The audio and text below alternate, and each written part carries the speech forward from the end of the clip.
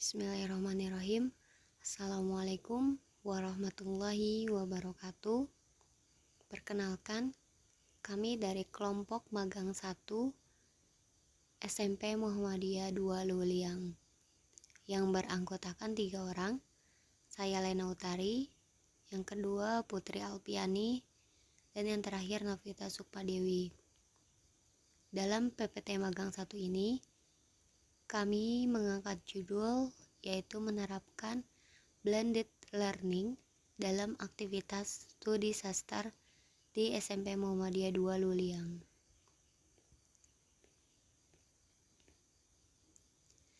Nah,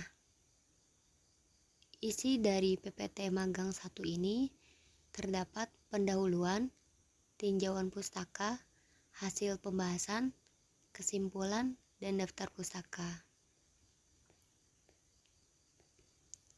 Di dalam pendahuluan, pembelajaran adalah proses interaksi peserta didik dengan pendidik dan sumber belajar pada suatu lingkungan belajar. Pembelajaran merupakan bantuan yang diberikan pendidik agar dapat terjadi proses perolehan ilmu dan pengetahuan, penguasaan, kemahiran, dan tabiat, serta pembentukan sikap dan kepercayaan pada peserta didik.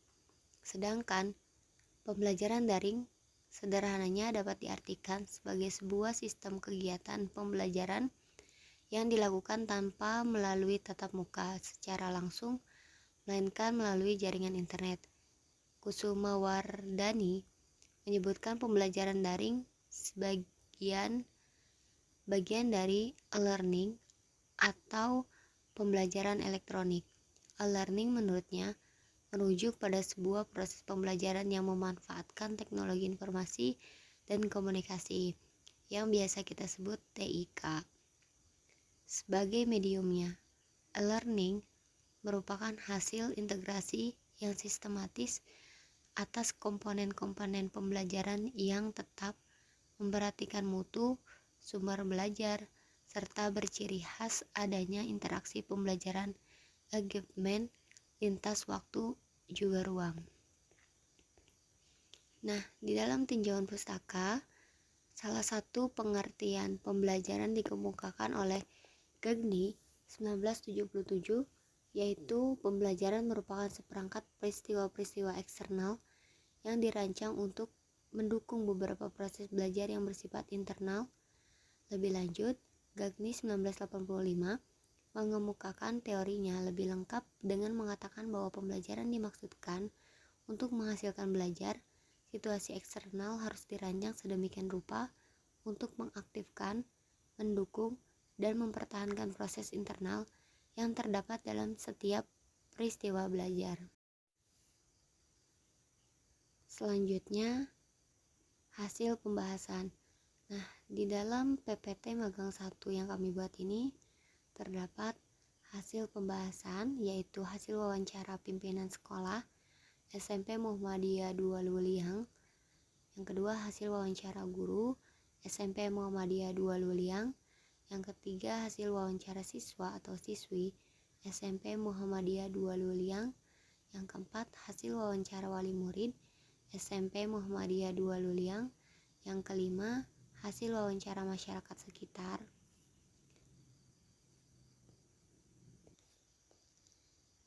Adapun hasil wawancara pimpinan sekolah SMP Muhammadiyah 2 Luliang, awal mulanya didirikan SMP Muhammadiyah 2 Luliang bertujuan untuk membantu dan memudahkan masyarakat sekitar yang tidak punya transportasi. Dahulu diberi nama MTS Mualimin Muhammadiyah yang biasa kita sebut kelas paralel atau kelas jauh. Selain itu, untuk menyasar warga Muhammadiyah yang kurang mampu menyekolahkan anaknya di daerah perkotaan. Untuk guru-gurunya pun berasal dari Mualimin Muhammadiyah Luliang Bogor yang berada di perkotaan atau di belakang kampus STKIP Muhammadiyah Bogor. Sebelum adanya gedung SMP Muhammadiyah 2 Luliang, para siswa masih menumpang sekolah di Madrasah Ibtidaiyah Muhammadiyah Cibeber 2. Dikarenakan tidak memungkinkan untuk terus digabungkan terkait gedung dan jadwal sekolah, maka dengan inisiatif pengurus ranting Muhammadiyah mengadakan rapat terkait pembentukan SMP Muhammadiyah 2 Luliang. Pada tahun 2000 keluarlah izin dari dinas dan diresmikanlah SMP Muhammadiyah 2 Luliang berbarengan dengan sekolah yang Muhammadiyah Barengkok yang sekarang diberi nama SMP Muhammadiyah 1 Luliang. Nah, di dalam aturan pembentukan sekolah SMP MTS di bawah naungan Kemendag atau Kementerian Agama, sedangkan SMP di bawah naungan dinas. Selain bertujuan untuk membantu masyarakat sekitar, juga bisa dikatakan desa ini disebut desa tertinggal atau terpencil karena daya beli masyarakat yang rendah, maka akan berimbas pada kesadaran masyarakat, terutama kesadaran akan pentingnya pendidikan, sumber daya manusia yang kurang, dan kesehatan masyarakat kurang baik, dan akhirnya untuk masyarakat yang punya uang lebih menyekolahkan anaknya di negeri atau di daerah perkotaan, sedangkan masyarakat yang kurang mampu menyekolahkan anak-anaknya lebih banyak di sekolah atau SMP Muhammadiyah 2 Luliang. Bahkan banyak sekali siswa setelah lulus dari SMP Muhammadiyah 2 Luliang masih adanya tunggakan biaya sekolah sebesar 250 juta untuk total keseluruhan, seperti ijazah banyak yang belum ditebus dan dibayar, dan lain sebagainya. Nah, adapun visi SMP Muhammadiyah 2 Luliang meningkatkan prestasi belajar, bernuansa keagamaan, berdisiplin tinggi, penuh keteladanan dan berakhlak karimah dalam segala hal. Sedangkan misi SMP Muhammadiyah 2 Luliang meningkatkan pengamalan ajaran Islam dan akhlakul karimah secara optimal, melaksanakan pembelajaran dan bimbingan secara efektif dan efisien, mendorong dan membantu setiap peserta didik untuk mengenal potensi dirinya, meningkatkan keterampilan akademik dan non-akademik, meningkatkan sumber daya peserta didik, pendidik, dan tenaga kependidikan, meningkatkan disiplin dan etos kerja yang tinggi dan pelayanan prima, menumbuhkan semangat apresiasi seni, olahraga, dan iptek yang pada seluruh warga sekolah, menjalin kerjasama yang harmonis antara sekolah atau warga sekolah dan lingkungan terkait, menumbuhkan sikap pola hidup sehat dan berbudaya lingkungan. Nah, jumlah peserta didik di tahun 2020-2021 di SMP Muhammadiyah 2 Luliang ini lumayan banyak, yaitu 48 orang untuk calon siswa baru kelas 7 dengan jumlah 52 orang, 27 laki-laki dan 25 perempuan, dibagi 2 rombel. Kelas 8 dengan jumlah 38 orang, 16 laki-laki dan 32 perempuan, dibagi 1 rombel. Kelas 9 dengan jumlah 61 orang, 26 orang laki-laki dan 35 orang perempuan, dibagi 2 rombel, dengan total keseluruhan 144 siswa dibagi 5 rombel di SMP Muhammadiyah 2 Luliang. Untuk budaya sekolahnya pun dalam masa pandemi tidak ada perubahan, masih diberlakukannya berdoa sebelum dan sesudah belajar, tadarus bersama sebelum belajar. Hanya saja dari segi kedisiplinan dan berpakaian berkurang karena terbawa oleh suasana atau keadaan. Nah, di dalam pola pembelajaran pada masa pandemi COVID-19 di SMP Muhammadiyah 2 Luliang, pada pembelajaran daring ini sangat menyulitkan para siswa SMP Muhammadiyah 2 Luliang karena banyak sekali faktor yang menghambat pembelajaran daring seperti minimnya akses internet atau sinyal di lingkungan sekitar, fasilitas seperti gadget dan kuota yang tidak memadai, kesiapan sekolah dalam menghadapi pembelajaran daring hanya 50%, pola manajemen sekolah pada masa pandemi COVID-19 masih menggunakan manual karena kurangnya fasilitas yang memadai. Untuk meningkatkan kualitas pelayanan di sekolah membutuhkan beberapa fasilitas yang menunjang. Jenis kegiatan yang dibutuhkan dalam meningkatkan mutu pelayanan manajemen di sekolah seperti mengikuti kegiatan atau beberapa pelatihan mendapatkan fasilitas yang memadai, dan sosialisasi penggunaan media pelayanan online. Kendala pelayanan pembelajaran daring di sekolah terkendala oleh akses jaringan, kuota, dan hampir sebagian siswa tidak memiliki fasilitas seperti gadget. Nah, solusi yang ditawarkan dalam pembelajaran daring yang diterapkan oleh pimpinan sekolah SMP Muhammadiyah 2 Luliang, yaitu pembelajaran tetap dilakukan 2 metode, daring dan luring, dan jadwal pembelajaran 1 pekan 3 kali masuk. Untuk jadwal pembelajaran luring yaitu hari Senin, Rabu, dan Jumat, dan daring Selasa, Kamis, dan Sabtu. Dilanjut pekan kedua Senin, Rabu, dan Jumat, dan daring Senin, Kamis, dan Sabtu. Begitupun dengan pekan-pekan selanjutnya.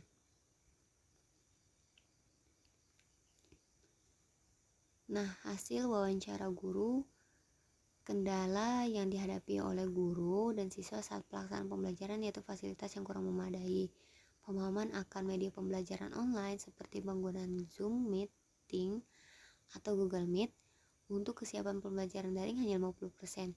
Media yang dipakai dalam pembelajaran daring di sekolah yaitu hanya menggunakan aplikasi WhatsApp Group, dikarenakan sebagian siswa hanya paham akan aplikasi WhatsApp Group saja. Untuk aplikasi seperti Zoom Meeting atau Google Meet, kebanyakan siswa kurang memahami akan penggunaannya. Manfaat aplikasi pembelajaran daring yang ditawarkan oleh Kemendikbud tidak digunakan karena tidak paham akan penggunaannya dan fasilitas tidak memadai ditambah jaringan yang kurang mendukung. Nah, adapun hasil wawancara siswa atau siswi. Siswa atau siswi mempunyai kendala yang berbeda-beda. Tentunya kesulitan atau kendala yang dialami siswa atau siswi saat ini pembelajaran daring adalah kurangnya fasilitas yang memadai saat pembelajaran online, seperti tidak memiliki kuota internet saat belajar, terkendala oleh jaringan karena beberapa anak tinggal di wilayah yang ketinggalan informasi. Beberapa anak yang di wilayah yang berbeda sehingga kesulitan untuk mengakses internet dan informasi dan dapat menghambat pembelajaran pada anak. Ketinggalan informasi yang disampaikan guru sehingga tidak memahami materi yang disampaikan oleh guru. Belum lagi media pembelajaran yang dipakai tidak cukup efektif untuk melakukan pembelajaran online sehingga materi yang disampaikan oleh guru kepada murid kurang tersampaikan dengan baik. Beberapa di antara mereka kurang siap untuk melakukan pembelajaran online ini karena banyaknya kendala dalam proses pembelajaran tersebut. Banyak di antara mereka yang lebih memilih untuk tidak masuk kelas online karena terhalangi kendala. Di masa pandemi saat ini, tentunya mereka sangat bosan dan bukan butuh pembelajaran yang menarik.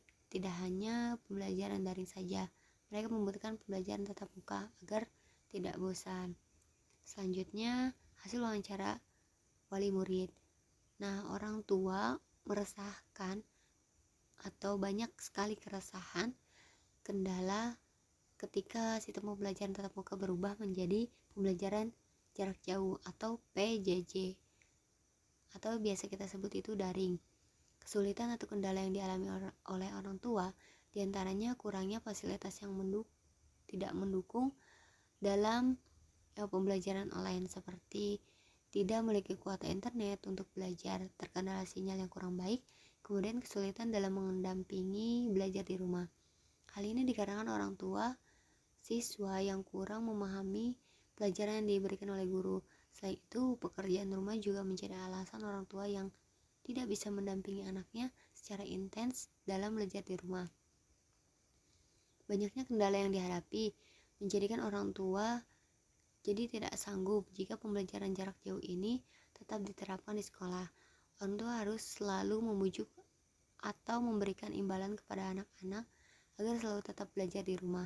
Meskipun begitu, orang tua merasa tidak sanggup dalam mendampingi anaknya belajar di rumah karena beberapa tugas yang diberikan guru kepada orang tua kurang dipahami oleh orang tua dan siswanya sendiri.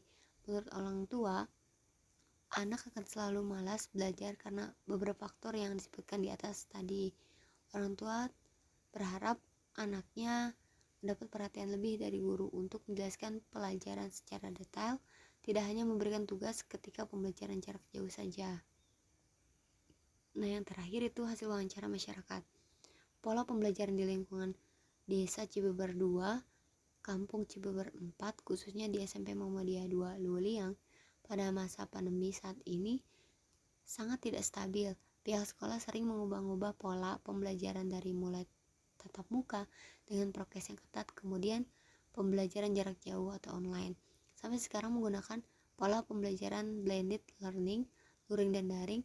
Semua pola pembelajaran sudah dilakukan oleh pihak sekolah, akan tetapi yang paling efektif itu adalah pembelajaran tatap muka. Dengan adanya pandemi ini, memaksa pihak sekolah untuk mencari jalan alternatif pola pembelajaran di sekolah agar tidak menciptakan kerumunan yang berpotensi besar dalam penyebaran virus COVID-19. Di samping itu, fasilitas di kampung sendiri kurang memadai, seperti penggunaan handphone. Karena perekonomian di kampung masih rendah, banyak orang tua yang tidak bisa memfasilitasi handphone sebagai media pembelajaran anak ketika di rumah. Selain itu, sebagian masyarakat juga mengalami culture shock, di mana masyarakat belum siap menerima perubahan. Salah satunya perubahan pola pembelajaran dengan menggunakan handphone. Masyarakat mengalami shock atau kaget ketika menggunakan handphone dan belum mengetahui cara penggunaan platform yang ada di handphone. Kemudian, lokasi yang kurang strategis juga akan menghambat laju sinyal, belum lagi pemakaian kuota internet yang semakin memberatkan masyarakat kecil.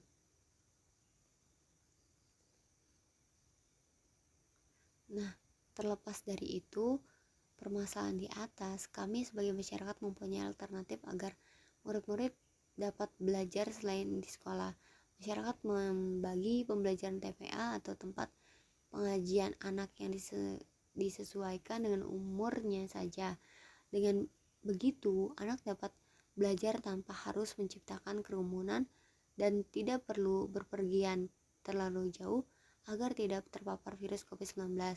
Beberapa murid dan guru SMP Muhammadiyah 2 Luliang juga termasuk masyarakat di Desa Cibeber 2 yang memungkinkan untuk berinteraksi mengenai pembelajaran dan tugas sekolah. Nah, di sini terdapat nama responden atau asal responden.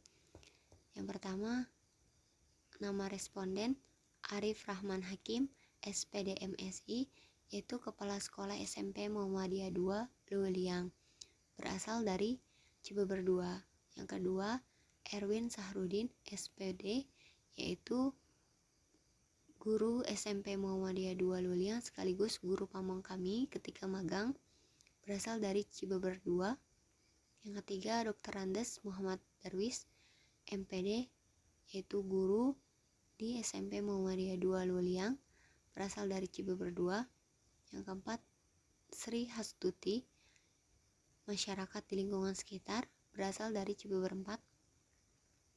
Yang kelima, Riri Apriani, yaitu siswa SMP Muhammadiyah 2 Luliang, berasal dari Cibeber 4. Yang keenam, Rini, orang tua siswa, itu berasal dari Cibeber 4. Selanjutnya yaitu kesimpulan. Pandemi adalah wabah yang terjangkit serempak di mana-mana atau meliputi geografi yang luas. Artinya, virus corona telah diakui menyebar luas hampir ke seluruh dunia. WHO sendiri mendefinisikan pandemi sebagai situasi ketika populasi seluruh dunia ada kemungkinan akan terkena infeksi ini dan berpotensi sebagian dari mereka jatuh sakit. Sistem pembelajaran dengan menggunakan metode blended learning masih dianggap sebagai pilihan terbaik bagi anak-anak. Hal yang perlu diingat, sistem pembelajaran blended learning yakni bukan berarti para siswa hanya belajar saja dalam jaringan daring atau online saja, namun juga digabungkan dengan sistem tatap muka. Di masa pandemi ini, banyak yang menawarkan pembelajaran dengan menggunakan teknologi sebagai media ajar, tetapi tidak banyak yang mengintegrasikan antara teknologi dengan pedagogi atau media ajar yang lain yang baik. Study disaster adalah belajar di masa bencana. Dikutip dari laman guru berbagi Kemendikbud, study disaster adalah sebuah inovasi berupa model pembelajaran untuk mengintegrasikan pendidikan kebencanaan dalam kegiatan belajar mengajar. Tujuannya meningkatkan minat siswa belajar kebencanaan berupa sintaks, identification, search, plan, create, share, practice, communication dengan model pembelajaran study disaster. Kemendikbud berharap siswa mampu mengedukasi diri sendiri maupun orang lain tentang COVID-19. Caranya adalah dengan mengekspresikan diri dengan karya pembelajaran berupa puisi, cerpen, video, foto, poster, komik, atau yang lain sebagainya. Nah, di sini terdapat persantunan. Terima kasih kepada Allah Subhanahu wa taala. Terima kasih kepada STKIP Muhammadiyah Bogor sebagai penyelenggara kegiatan magang 1. Terima kasih kepada SMP Muhammadiyah 2 Luwiliang yang telah menerima mahasiswa magang 1. Terima kasih kepada pimpinan sekolah, guru, dan staf SMP Muhammadiyah 2 Luwiliang yang telah menerima kami magang di sana. Terima kasih kepada dosen pembimbing lapangan dan guru pamong yang telah membantu terlaksananya magang 1 ini. Terima kasih kepada kelompok magang 1 yang telah membantu terlaksana magang 1 dan membantu menyusun artikel jurnal magang 1. Dan terima kasih kepada semua pihak yang terlibat dalam pelaksanaan magang 1. Selanjutnya terdapat daftar pusaka. Teman-teman bisa lihat di artikel jurnal ataupun PPT yang kami buat ini. Yang terakhir yaitu lampiran kegiatan. Nah, di dalam lampiran kegiatan ini ada beberapa kegiatan yang kami lakukan pada saat magang 1. Dari mulainya pembukaan dan penyerahan atribut magang 1 sekaligus wawancara pimpinan sekolah SMP Muhammadiyah 2 Luwiliang. Kami pun mengisi ekstrakurikuler Hizbulaton, bersih-bersih perpustakaan, diskusi bersama PRIP SMP Muhammadiyah 2 Luwiliang dalam rangka memeriahkan lomba 17 Agustus 1945 di SMP Muhammadiyah 2 Luwiliang.